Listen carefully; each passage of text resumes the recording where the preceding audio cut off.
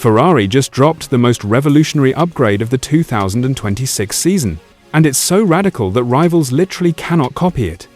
On February 19th, the second day of the second Bahrain test, Lewis Hamilton took to the track with a rear wing that flips completely upside down on the straights. Yes, you read that right. The upper part of the wing pivots 180 degrees when active aerodynamics are activated, then flips back to its normal position for corners. Ferrari calls it the FTM system, and it's exploiting a grey area in the regulations that nobody else thought of. This is the kind of engineering genius that could give Ferrari a massive advantage when the season starts in Melbourne. But the flip wing isn't even Ferrari's only upgrade from February 19th.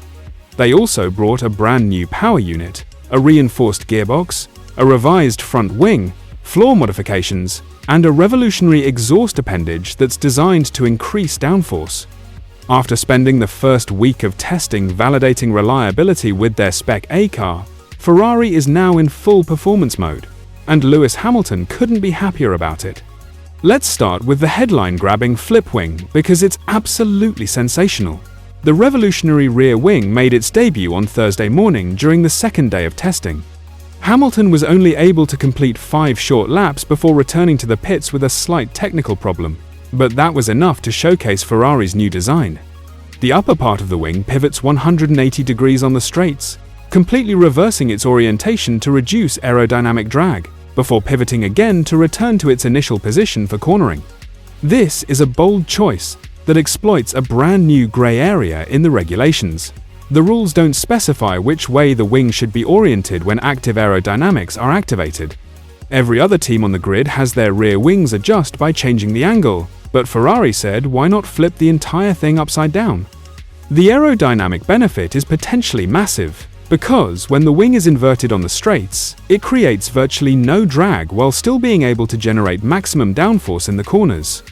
Former Ferrari race strategist Ruth Buscombe called the design beautiful and suggested it could give Ferrari a significant advantage.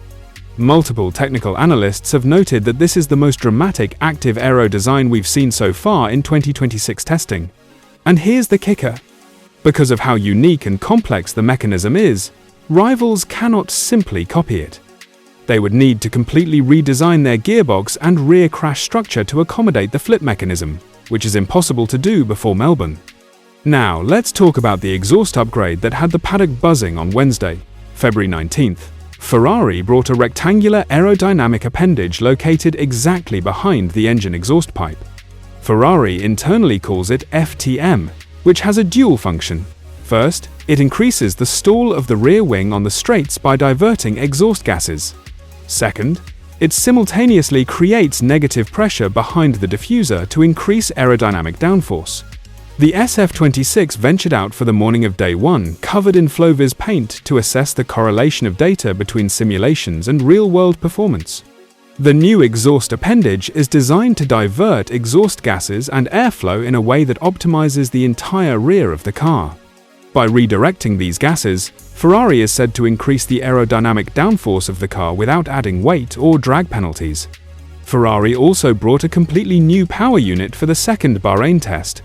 The original 67's power unit that debuted in the Fiorano shakedown covered more than 4,300 kilometers across the Barcelona and Bahrain tests. That's equivalent to 14 Grand Prix without showing any reliability issues. The only hiccup appeared on the final day of the first Bahrain test when the engine shut down a few laps before the end of Lewis Hamilton's long run. Ferrari team principal Fred Vasseur explained that the team carried out a fuel pickup test to determine the amount of fuel to keep in the tank to comply with the FIA's requirement of 1 liter remaining at the end of the race for fuel conformity checks.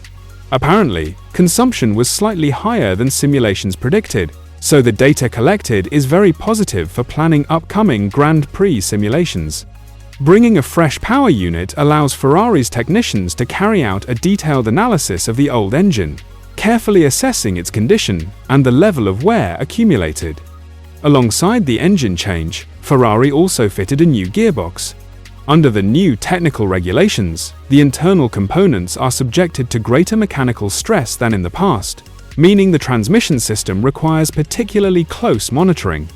The gearbox has been reinforced to withstand the increased stress from the new power unit regulations. The purposeful design of the gearbox will allow for further upgrades in this area, which is something Ferrari's rivals cannot underestimate. Ferrari also brought aerodynamic updates to the front of the car. The front wing features a revised shape to the mainplane. The central section, which previously had a drooped profile, has been replaced with a much flatter version. Ferrari has made changes downstream that are intertwined with the front wing modifications. The shape of the floor's foot was modified to suit the new flow characteristics it receives from those changes upstream. The front section has been altered, along with the position of the connecting stay, while the sharper edges of the tail section have also been optimized. There are also some subtle changes to the design of the elements in the tire spat region ahead of the rear tire, as the team improves its performance without completely overhauling the general concept already in place. Ferrari has both a diffuser extension beside the crash structure and a set of winglets mounted above that.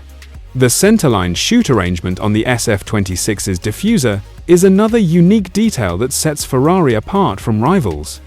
Lewis Hamilton was absolutely glowing after driving the upgraded SF-26 on Wednesday.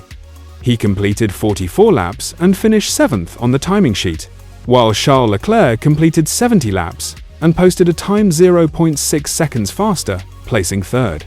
Hamilton said he felt more connected to the SF-26 than any car he has driven before. He explained, "Last year we were locked into a car that ultimately I inherited. This is a car that I've been able to be a part of developing on the simulator for the last 10 months, and so a bit of my DNA is within it. I'm more connected to this one for sure." Ferrari's decision to run a smaller Honeywell turbine compared to Mercedes could also give them a massive advantage during race starts. The goal is to limit the use of the MGU-K during acceleration and instead make greater use of electric energy on the straights. However, the advantage of this solution could become even more significant during the starting procedure. Start simulations in Bahrain show that to load the turbocharger and generate the necessary boost for the best launch, it's necessary to push the internal combustion engine to higher rev levels. Those with a larger turbo need more time to complete the correct procedure. Ferrari's smaller turbo could give them an advantage off the line. Fred Vasseur was confident about Ferrari's progress but warned that rivals are bringing massive upgrades too. He said, "I'm really convinced that everybody will bring huge upgrades next week, and perhaps again in Melbourne. And it will be like this at the beginning of the season because the rate of development is very, very high." He added that Ferrari didn't have any big issues on reliability, and that the correlation between simulations and real-world data is positive. So there you have it. Ferrari brought a revolutionary flip wing that completely inverts on the straights, a clever exhaust appendage that increases downforce, a brand new power unit after 4,300 kilometers of reliable running, a reinforced gearbox, and aerodynamic updates to the front wing and floor. Lewis Hamilton is more connected to this car than any he's driven before, and Ferrari is clearly pushing the boundaries of what's possible under the new regulations. The Australian Grand Prix is on March 6 to 8, and Ferrari looks ready to fight for wins. What do you think? Will Ferrari's flip wing be the game changer that brings them back to championship contention? Drop your predictions in the comments. And if you enjoyed this breakdown, smash that like button and subscribe for more F1 news. I'll catch you in the next one.